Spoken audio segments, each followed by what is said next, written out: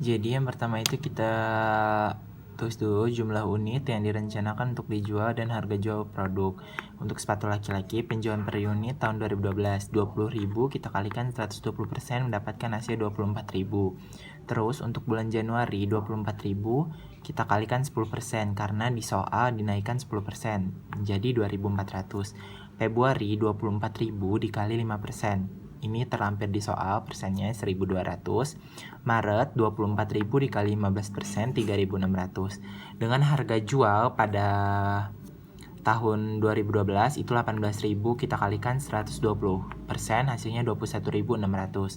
Selanjutnya untuk sepatu perempuan, penjualan per unit tahun 2012 itu 2.000, kita kalikan 120, 2.400.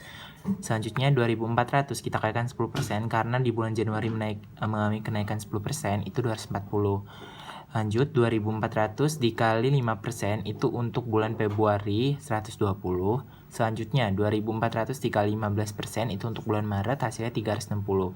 Dan di soal tertera bahwasanya harga jualnya 250.000. Kita kalikan 120%, itu hasilnya 300.000. Langkah selanjutnya kita akan menghitung penjualan setiap bulan per produk, dimulai dari produk penjualan sepatu laki-laki. Bulan Januari 2.400 dikali 21.600.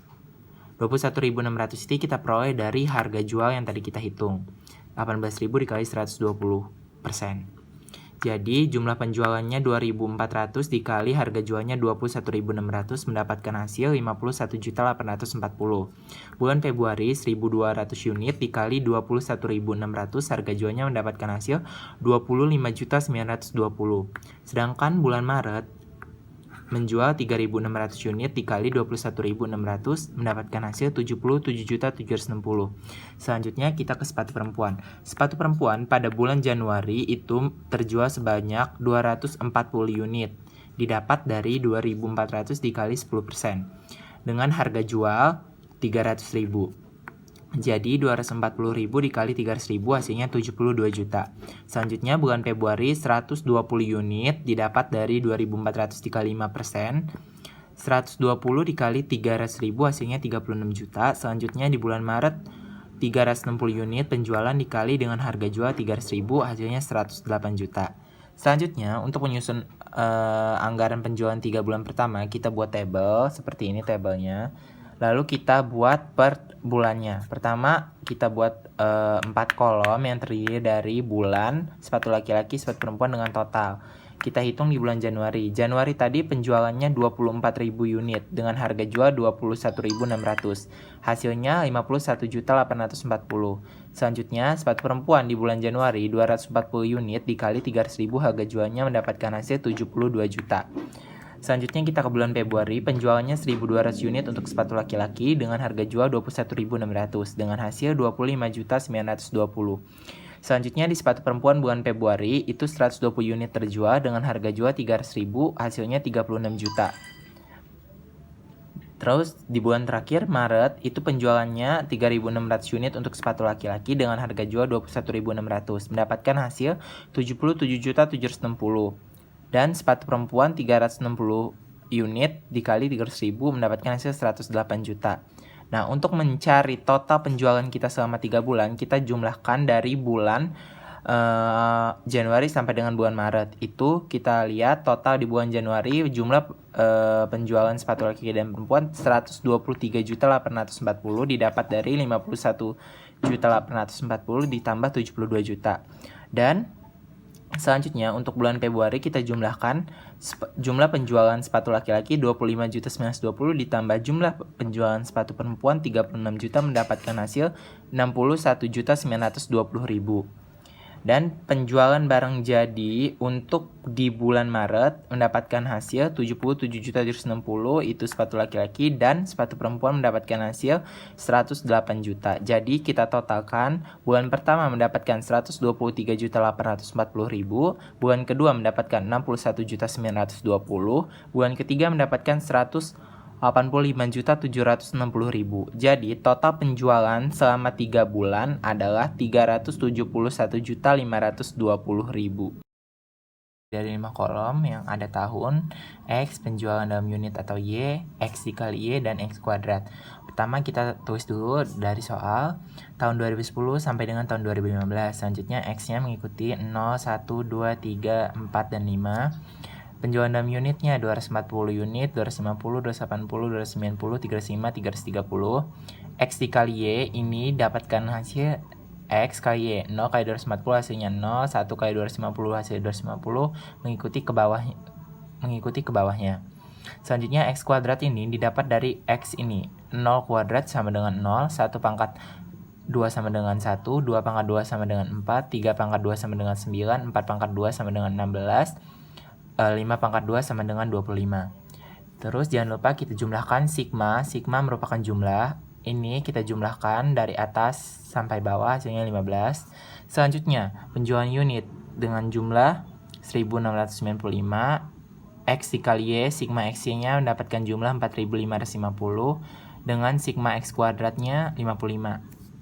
Jangan lupa kita tulis keterangan. X itu tahun ke-nya, tahun ke-1 sampai dengan tahun ke-N. Y data penjualan tahun sejumlah, berarti Y ini merupakan data penjualan tahun sebelumnya. Kita masukkan ke rumus untuk mendapatkan persamaan. Itu kita masukkan rumus sigma Y sama dengan N dikali A ditambah B dikali sigma X. Masukkan rumus. Tadi kan udah dapat sigma Y. Sigma Y-nya berapa? Sigma Y 1695 sama dengan N dikali A. N-nya jumlahnya 2010, 11, 12, 13, 14, 15. Itu jumlahnya 6. Berarti masukin 6. A-nya tetap A ditambah B. B tetap B. Dan kita lihat jumlah sigma X. Jumlah sigma X-nya di sini adalah 15. Kita masukkan. Mendapatlah persamaan satunya 1695 sama dengan 6A ditambah B15. Persamaan 1. Untuk persamaan kedua, kita menggunakan rumus sigma XY dengan rumus A dikali sigma X ditambah B dikali sigma X kuadrat. Kita lihat. Di sini A sigma XY-nya berapa? Sigma XY-nya kita mendapatkan 4550. Berarti masukkan 4550, A-nya kita lihat. Itu sigma apa? B. B-nya 15. Kita lihat. Sigma X kuadratnya 55. Berarti B dikali 55. Itu untuk persamaan 2. Nah, selanjutnya kita sudah mendapatkan dua persamaan ini, kita eliminasi. Oke, selanjutnya kita eliminasi persamaan yang sudah kita dapat tadi untuk mendapatkan nilai B. Kita masukkan persamaan 1 dan persamaan 2. Persamaan 1, 1695 sama dengan 6A plus B15. Dan persamaan 2-nya 4550 sama dengan 15A plus B55. Kita kalikan. Persamaan 1 kita kalikan 2,5, persamaan 2 kita kalikan 1. Karena kita akan menghilangkan A dan mendapatkan nilai B. Sudah kita kalikan, 1695 dikali 2,5 mendapatkan 4237,5. 6A dikali 2,5 mendapatkan 15A. 15B dikali 2,5 mendapatkan 37,5B. Selanjutnya 4550 dikali 1 mendapat 4550 sama dengan 15A dikali 1, 15A.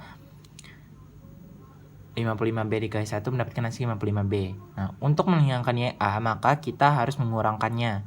Jadi kita kurangkan 4237,5 dikurang 4550 mendapatkan hasil min 312,5. 15A dikurang 15A habis. 37,5 dikurang 55B mendapatkan hasil 17,5B.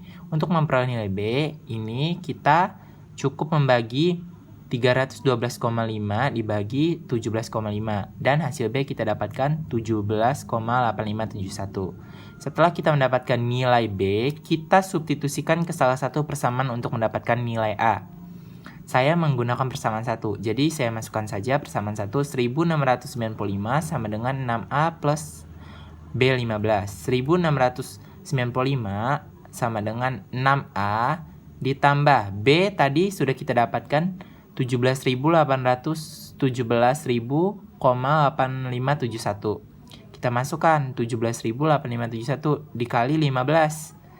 Kita lanjutkan. 1695 sama dengan 6A plus 267,8565. Untuk memperoleh nilai A, kita langsung saja 1695 dikurang 2607,8565 dibagi 6. Dapatlah nilai A sebesar 237,86.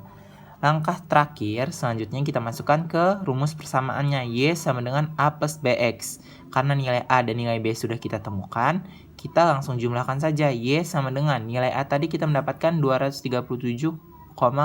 Masukkan 237,86. Ditambah nilai BX itu 17,8571. 17,8571. Dan hasil Y sudah kita dapatkan sebesar 350. Jadi penjualan tahun 2012 dianggarkan sebesar 350.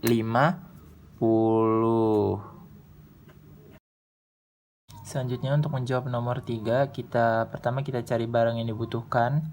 Itu hasil dari penjualan ditambah persediaan, hasilnya 200.000 ditambah 10.000 mendapatkan hasil 210.000.